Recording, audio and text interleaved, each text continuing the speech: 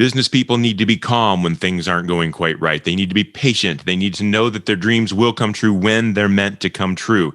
Easier said than done, especially when you're going 0 to 300 miles an hour in 4 seconds. I might have your attention now. We're going to talk to the dragster pastor next.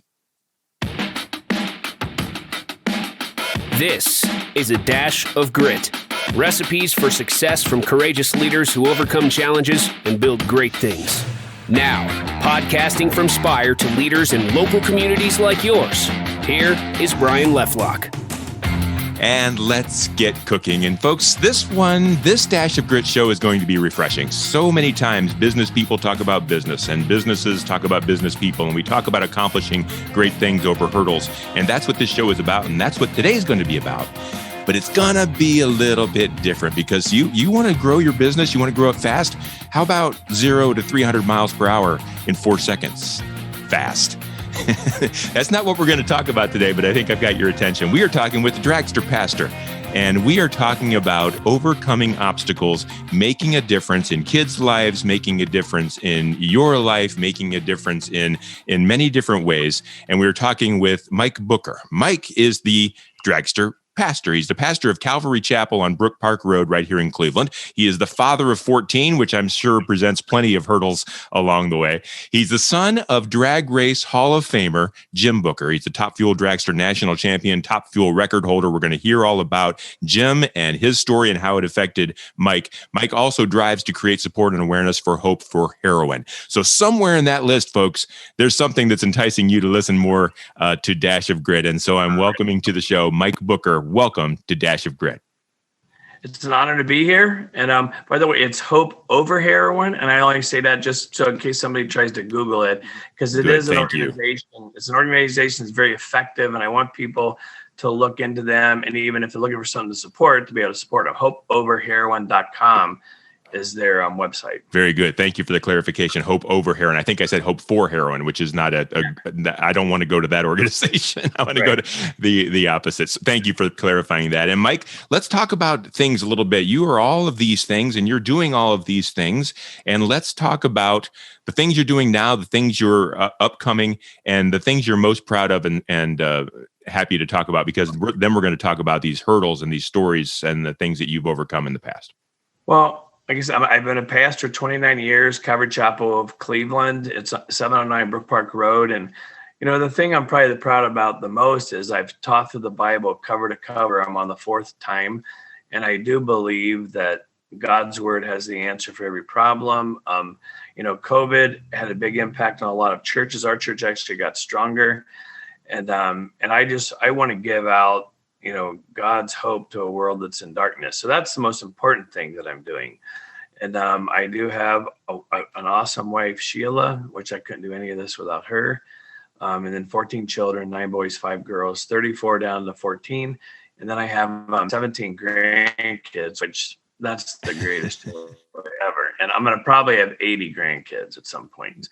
And then I do get, in the last few years, the doors open for me to drive a dragster, and I'm in a class called Top Fuel, which this is basically equivalent to the movie The Rookie, where a 38-year-old pitched in major leagues. Well, here I am in Top Fuel, a 59-year-old rookie, and I'm going 300 miles an hour in 4 seconds. And I'm racing for something more than racing, and that is to promote Hope Over Heroin, to help people get off of drugs, but also to talk to kids about not touching drugs. If I turn one kid from touching drugs, then it's worth it. And the dragster is just a very expensive platform to do that.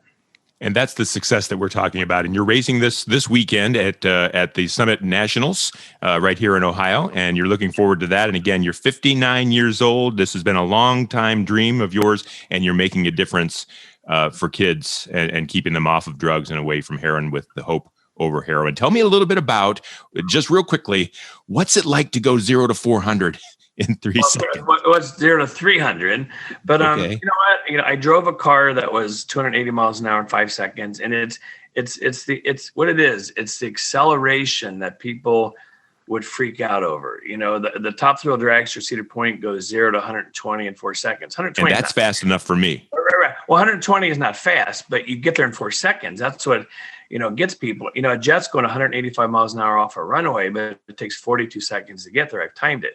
But if you had 185 in 2 seconds, then you pee your pants. And so this car hits 300. It goes 0 to 100 miles an hour in less than a second.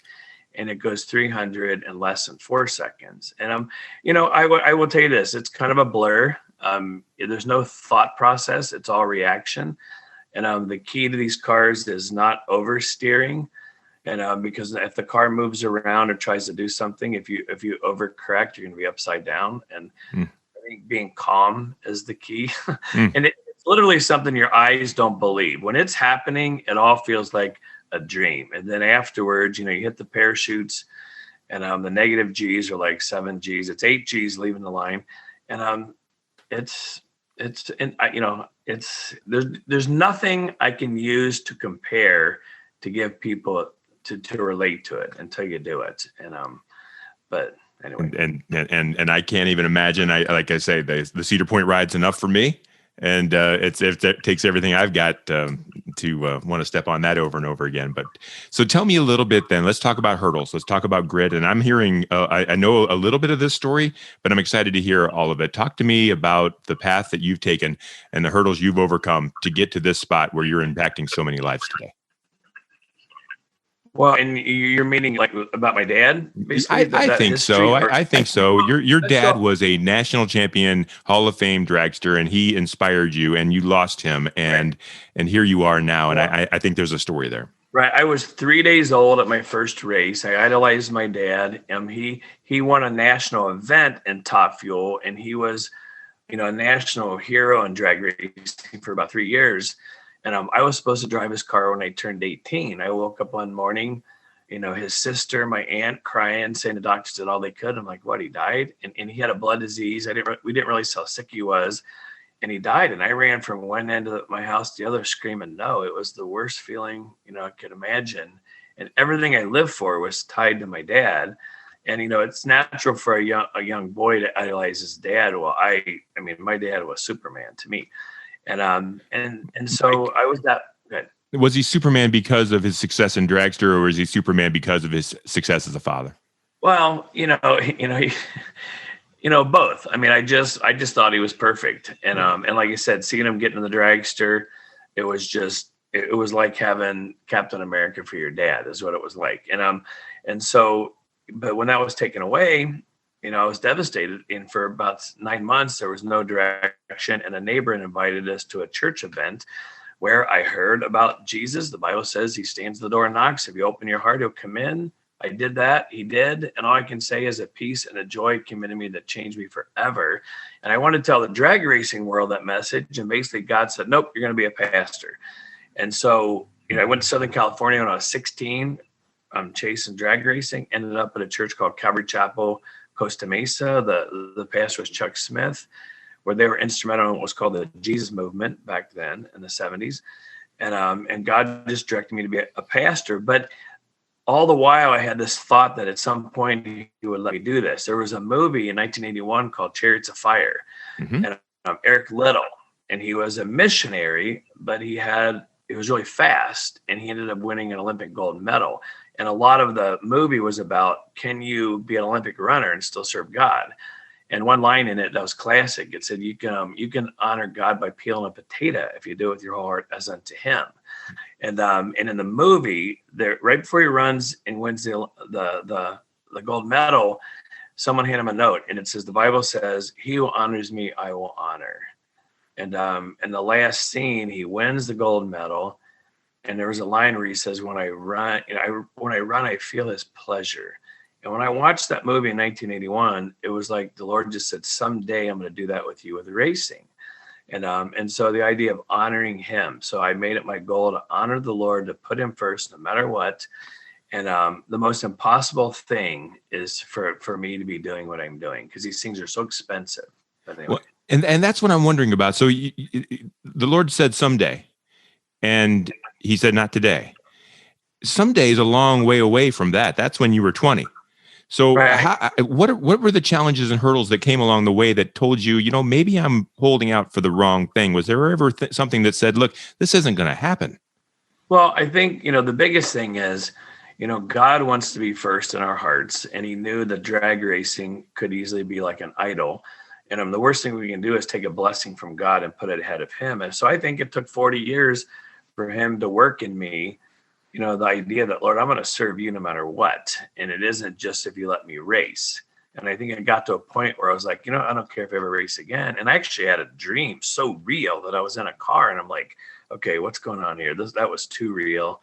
And so I always had this, like I said, in the back of my mind. When the movie The Rookie came out, that was in like 2006. Here's a 38-year-old guy pitching in the major leagues. Again, I'm sitting there and it was just like so clear. Felt like God spoke to my heart. I'm going to do that with you with racing. Now, it's one thing to think it, but as we're leaving the movie theater, some friends with us, this lady turned and said, God's going to do that with you with the racing. And I'm like, well, that's weird. I was thinking it. And then here somebody is saying it to me. And so I just knew I had to be faithful as a pastor, as a dad. I got 14 kids, but, and my commitment was I'll never put racing ahead of ministry, the Lord, my family. And it always has to be after that. But part of one of the things I did from that point on was just I was hyper into fitness. And so I've done, 17 years of triathlons. I did 4 Ironmans. And even though I'm 59, physically, I know I'm more like a 29-year-old. And now the difference is a 29-year-old don't have to work at it. I have to work at it. I work out every day. But I want to be healthy in case this door opened, because there is physical demands, with these cars, and then having good reaction times. There's a mental demand, and exercise doesn't just help your body; it helps your mind. And so you stayed ready for the opportunity, and yet you maintained your position as a pastor and kept on being a pastor and kept on doing the best and serving the Lord and serving your community. At what point did you see an opening in the wall that became a door that you're like, wait, that might be what I need? How did you transition? Because you can't just go out and order a dragster on Amazon and get started. And here's what happened. So I was away from it for many years. And then about 15 years ago, I started going to races, and, we would record my messages on cassettes and I would give them out.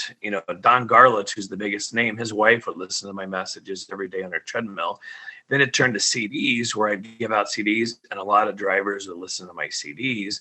Now it's YouTube. I have a YouTube channel. If somebody puts Mike Bucher in YouTube, they'll have a bunch of dragster videos and a bunch of Through the Bible videos. But there's probably 50 drivers out there that listen to my messages. Well, one of the top drivers, world champion, 3-time champion, Antron Brown, and his crew chief, who's local, Brian Karate, they would listen to my messages. I was friends with them. I had encouraged them in the Lord, and they knew I wanted to race. And in 2016, they said, we're going to help you get your A fuel license. That's one class down from top fuel. They're crazy fast still, 280 miles an hour in 5 seconds. And they actually arranged and paid for me to go to a school, Frank Holly's drag racing school, which I recommend to anyone. Frank Holly's great. He's a Christian guy, and he taught principles of your mind. It was not about racing. It was about how your brain works. From that class, I went right from a car that goes 160 in 8 seconds to a car that goes 280 in 5 seconds. And I've done that car the last 4 years. So really, Antron Brown and Brian Karate were critical, because they're the ones that stepped forward and said, hey, we're going to help you do this. And then once I got my license, I found out you can actually bring sponsor money and pay to drive other people's cars. I don't have $300,000 for a dragster and a semi and the whole operation, but I can come up with sponsor money to do an event. So Top Alcohol, typically it's $10,000 to $15,000 per event to do a race. Well, when I put Hope Over Heroin on the car, there was people that said, hey, I want to help you with that. And it's grown every year to where I have sponsors who say they're going to help me. So it started like 5 years ago with Antron and Brian Karate. And if somebody Googles Antron Brown, you'll see 3-time world champion. He's a Christian guy, a great guy. And so is Brian. And so the right people were putting. Brian Karate down in Medina, he owns the Master Pizza down there. Okay. And if you go in there, you'll see a bunch of drag racing stuff on the walls. And he says I'm the big brother he never had, but a great guy. He's been a great help. And he sees, I'm wanting to be a light in the drag racing world, and I want to use it as a platform, and so anyway. I think it's amazing how when the door was starting to get opened, that God just put those good people in front of you to help you walk through it. I'm wondering though, so here you are, you've got 14 kids and you're gaining grandchildren by the, exponentially. You've got your pastorship, you've got your life, your wife, and now you're going to be a drag racer. What did you have to give up? If you look back over the last 5 or 6 years, what did you lose? Because that's a lot to take onto your plate. Well, the physical exercise, I never exercise, I never run or bike without listening to messages, what I'm teaching. And the distinctive of Calvary Chapel is I go verse by verse to the Bible. So, I taught Matthew 1 last week, it'll be Matthew 2 this week. Well, there's like 5 teachers that I'll listen to online, and my study is more listening. And so it never, I just got on my bike or I ran. And so, my number one goal is I need to stay in God's word, and I need to be able to explain it in a way people understand it. And so that's the most important thing, and from there, it's, I don't know that I, gave up anything. I just try to fit it all in, and I might include my kids whenever I go to the races. And, I try to bring one of them. Obviously this week it's local, so I'm going to have everybody there. Awesome.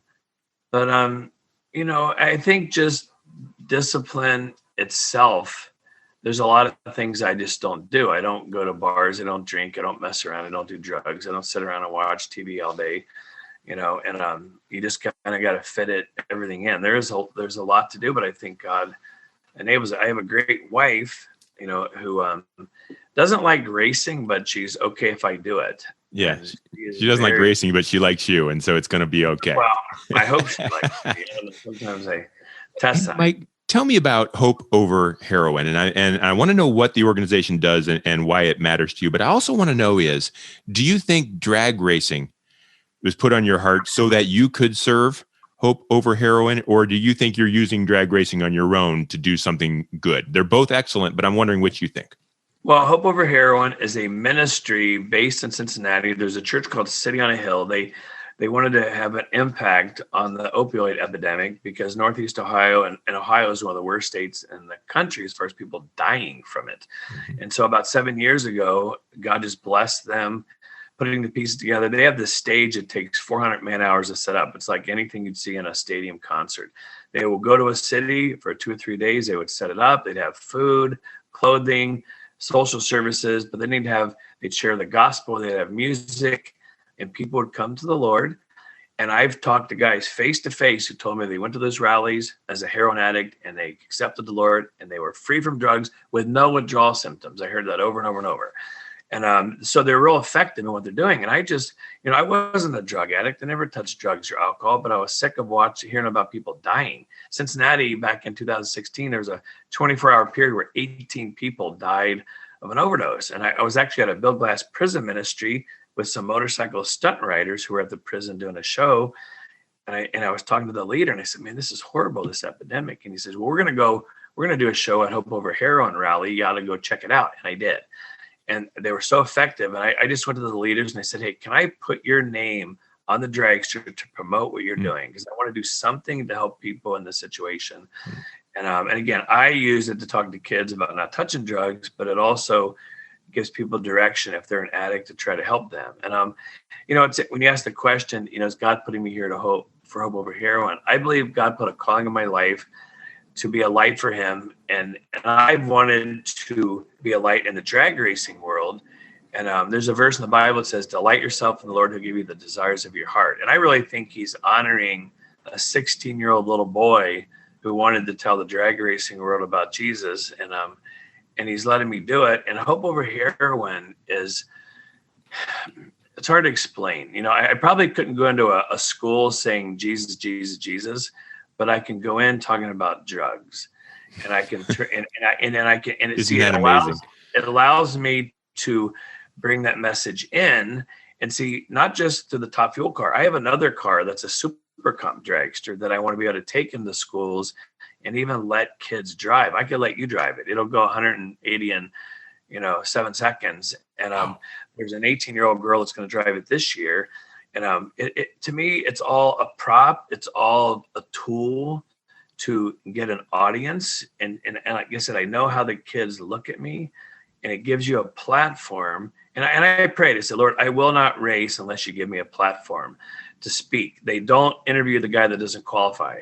And so my first race in Top Alcohol in 2019, a national event in Florida, I qualified last and went to the final round. Only the fourth time in history, number 16 went to the final. So all of a sudden, here's all these people going, who's Mike Bucher? What's Hope Over Heroin? I mean, it was on national TV, Hope Over Heroin. And so I feel like he's given me a platform to bring light into a dark world. That's all I can say. And it's Hope Over Heroin, but it's a lot of things.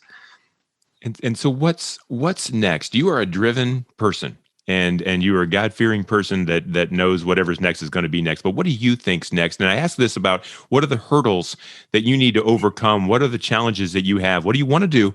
But what's going to get in your way that you're going to have to overcome moving forward? Well, a pastor with 14 kids means one thing. I have no money. When I get paid on Friday, I pay my bills. I have nothing until I get paid in 2 weeks.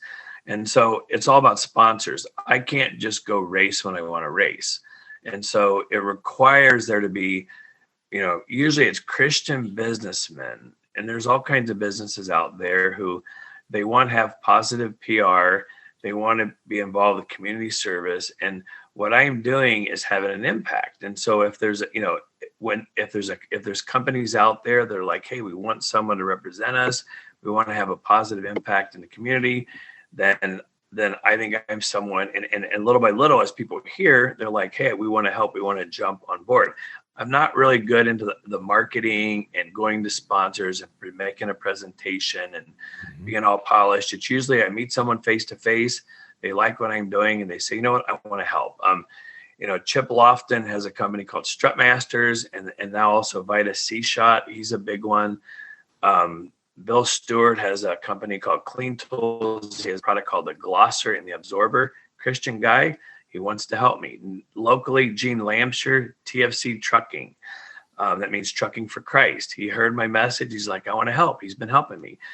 Dave Nelson is another guy, Nelson Trucking. And what's bad is when you start naming sponsors, you don't want to leave anybody out. Right. But Becky Elias, Mufflers for Less. That's local to Cleveland. She's helping me. Now I'm going to be really mad at myself here. Mike Ashley, Realty Warehouse. Oh gosh, like you said, I shouldn't have started that, because if I forget somebody, they're gonna be mad. But they'll understand. I don't think they're doing it for the sponsorship anyway. They're doing it for the no, you're right. And okay. the biggest hurdle is just businesses. And actually there's a guy, Don Lauer, who's major with Summit Motorsports or Summit Racing Products. I asked him, I said, what do you look for to sponsor somebody? And he said, number one, the character of the person. Number two, social media presence. Number three, on-track results. And I said, well, how do I look on number one? He said, off the charts, the best. Okay. And I know I've had on-track results. My weakness is the middle one, the social media presence. It all drives me crazy. I have a Facebook page. If someone looks up Mike Bucher, I'm not John Smith, so there's only one Mike Bucher on there. You'll see drag racing and a bunch of kids. There's a Facebook page, Hope Over Heroin. It says Hope Over Heroin, Mike Bucher, Hope Over Heroin, Dragster. If you put those names in, that's drag racing stuff. And then there's an Instagram, Mike Bucher TF. But I'm weak on the social media. Yep.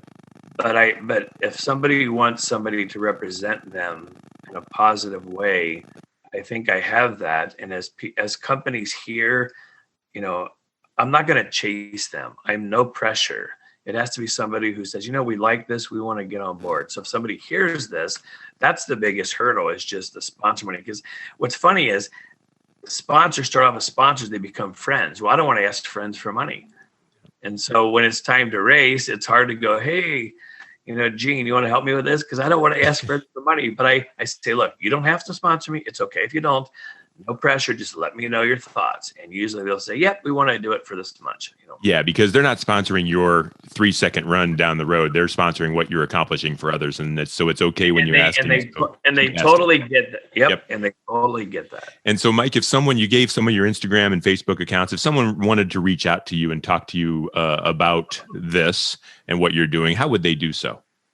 Well, I have an email address, stonewall7@roadrunner.com. Also, Facebook. I mean, like I said, if they put Mike Bucher, I'm right on there. People, after I did Top Fuel, I had 10 people an hour sending me friend requests for Yeah. weeks. I had a video that in 2 days had 5,000 views. It's got 11,000 views. I believe it. And, even my phone number, 440-212-9604. I ask people to pray for me. If somebody's got someone dealing with addiction, I've talked to a lot of people and tried to give them direction and help them. Whether it's their kid, son, daughter, I want to bring this full circle too, if you don't mind, Mike, as we bring it to a close. This show is made for business owners and business leaders and organization leaders who are trying to overcome things, and you have overcome things, but you're a drag racer, you're the drag pastor, so it's a little different. What would you tell these folks who are struggling with the next accomplishment, at the next goal, or the hurdle that's in their way of growing their business? You've done things that they need to understand. What would you say to them in their struggles today? Well, one thing, and it just crossed my mind, if anybody, a lot of times people do things for their employees, they want to encourage them. And I have been asked to speak a couple of times, in situations like that. I'm willing to speak and talk to anyone, any company employees, to kind of encourage them and even bring the dragster and maybe even do a thing, as far as drug prevention or whatever. And if a company wanted to have me or wanted to come out to a race, I would love to accommodate them. This particular race, I'm going to have a hospitality area for sponsors and potential sponsors. And I would love to be able to help that way. As far as someone, obviously my story, the Lord's in the center of it. And I'm not a believer in dig deep, pull yourself up by your own bootstraps. I think the Lord helps those, there's a phrase, God helps those who help themselves. The Bible teaches 180 degrees opposite that. He helps those who rely upon him. It actually says his strength's made perfect in weakness. So if somebody's struggling and they realize they can't do it and they cry out to God, that's when he reaches down. He reaches down to the need. But I think, discipline, working hard, all those things are important. But my hope is always, Lord, my life's in your hands. And I trust him. And so that's key to this. Without the Lord, none of this will be happening with me.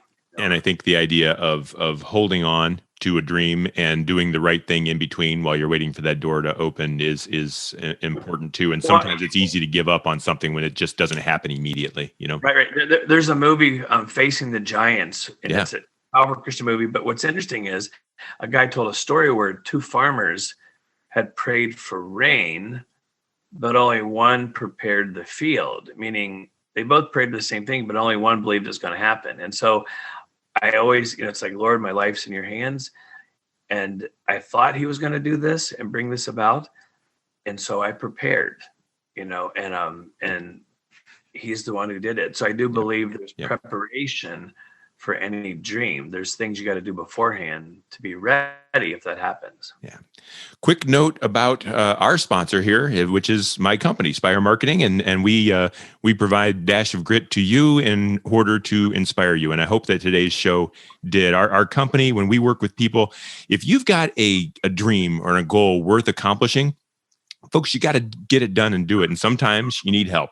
Spire helps with marketing. We help with social media. We help with brand strategy and implementation. And we do those things to get you over the next hurdle. And so if you need a company like that will work to accomplish not just your bottom line or your top line, but your dreams, that's what we're here and what we're about. So spiread.com is our website, and you can reach me on LinkedIn. I'm Brian Leffelock. I'm Director of Sales. Mike, I thank you so much for being a guest on Dash of Grit. Today's show a little bit different, but I am so inspired by your lack of your unwillingness to quit, and yet your calm and your patience to wait for your dreams to come true. And the great things that you're doing for Hope Over Heroin just are amazing and fascinating, and proof that when you're doing it for the right reasons, it will happen. And I thank you for telling your story. And on the car, clear as day, it says for God's glory. And that's why I'm doing it. It's not for me.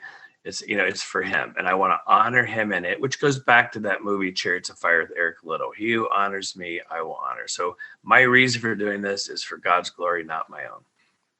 Thank you, Mike. Good luck this weekend at the drag race. I know you won't be thinking of me when you're going 0 to 300, but I'll be thinking of you. So good luck as you go. Thank you. Thanks for all the great you're doing. Listeners, thank you for being a part of this show. And we do Dash of Grit once a week. You can find it where you find your podcast, and you can listen to many more in the past. They're all uploaded and waiting for you over these past weeks over time. So until we meet again, we are Dash of Grit. Stay gritty and win the day.